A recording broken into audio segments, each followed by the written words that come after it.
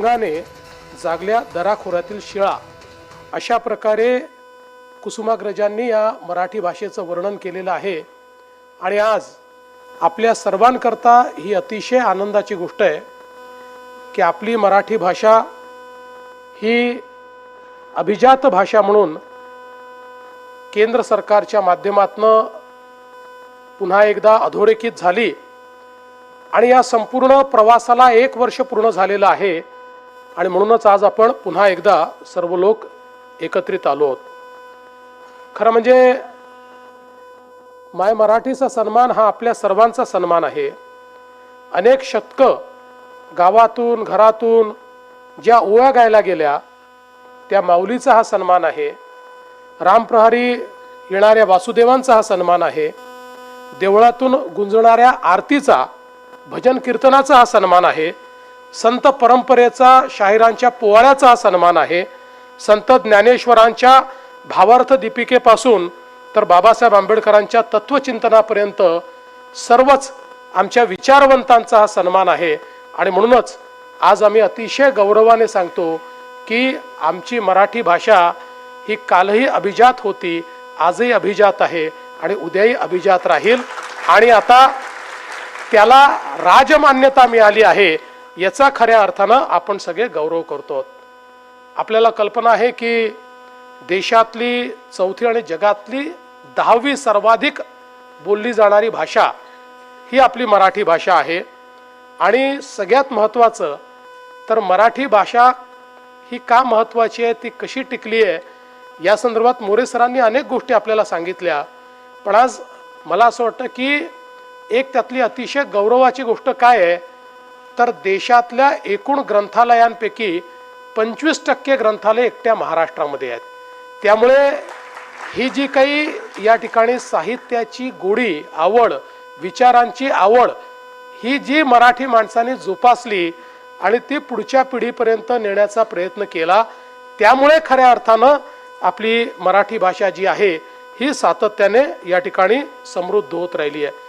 आणि सर्वाधिक कोश किंवा वाङ्मय कोश ज्याला आपण म्हणू शकतो अशा प्रकारे जर कुठल्या एका भाषेमध्ये देशात असतील तर ते आपल्या मराठी भाषेमध्ये आहे। ही आपल्या सर्वांकरता अतिशय अभिमानाची गोष्ट आहे।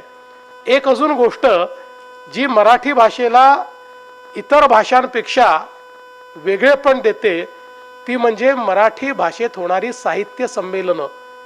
अनेक भाषांची 1, 2, 3 साहित्य संमेलनं होत असतील, मराठीमध्ये 200हून अधिक साहित्य संमेलनं प्रतिवर्षी होतात।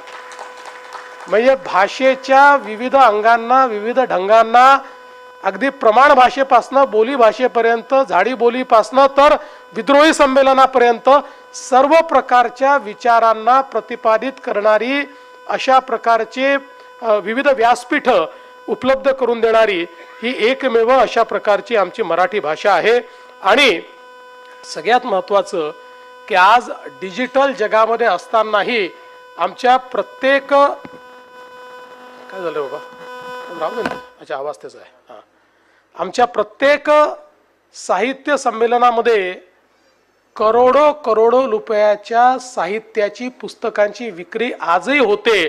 अशा प्रकारे या मराठी साहित्य संमेलनाला जिवंत ठेवणारा, त्याचं जिवंतपण जपणारा अशा प्रकारचा आमचा अतिशय रसिक अशा प्रकारचा श्रोता वर्ग, असा आमचा अभ्यासक असा वर्ग या मराठीमध्ये आजही असल्यामुळे खऱ्या अर्थानं मला असं वाटतं की आपली ही मराठी जी आहे ही एक अतिशय ज्याला आपण आधुनिक अशा प्रकारची भाषा म्हणू शकतो, अशा प्रकारे ही भाषा आपल्याला पाहायला मिळते।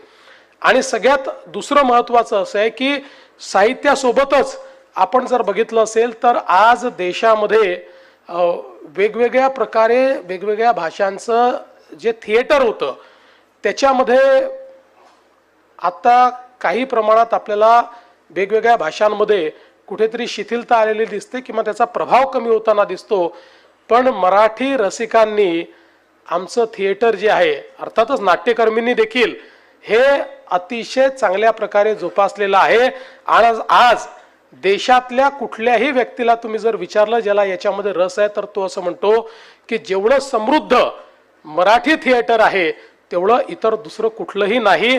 आमच्या मराठी नाट्यकर्मींनी ज्या प्रकारे हे जोपासलेलं आहे आणि त्याच्यामध्ये इतकी विविधता आणली आहे, त्याच्यात इतकं वेगळेपण आणलेलं आहे, त्याच्यामध्ये तंत्रज्ञानही आणलेलं आहे, पण त्याचा जो एक अभिजातपणा आहे तो मात्र कुठेही आपण कॉम्प्रोमाइज होऊ दिला नाही. त्यामुळे मला असं वाटतं की ही देखील एक अतिशय महत्त्वाची गोष्ट आहे की जी मराठीला इतरांपेक्षा वेगळं त्या ठिकाणी ठरवते. आज आपण या निमित्ताने खूप चांगले काही कार्यक्रम घेतलेले आहेत.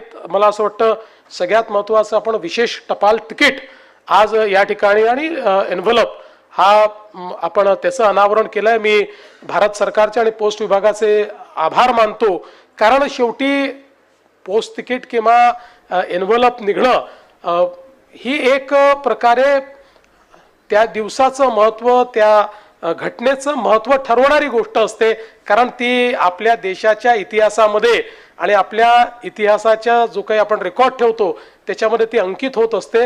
आणि म्हणून हा देखील एक अत्यंत महत्त्वाचा विषय आज या ठिकाणी झाला आहे. आणि त्यासोबत अभिजात मराठी हा OTT प्लॅटफॉर्म आज सुरू झालेला आहे. या संपूर्ण अभिजात मराठीच्या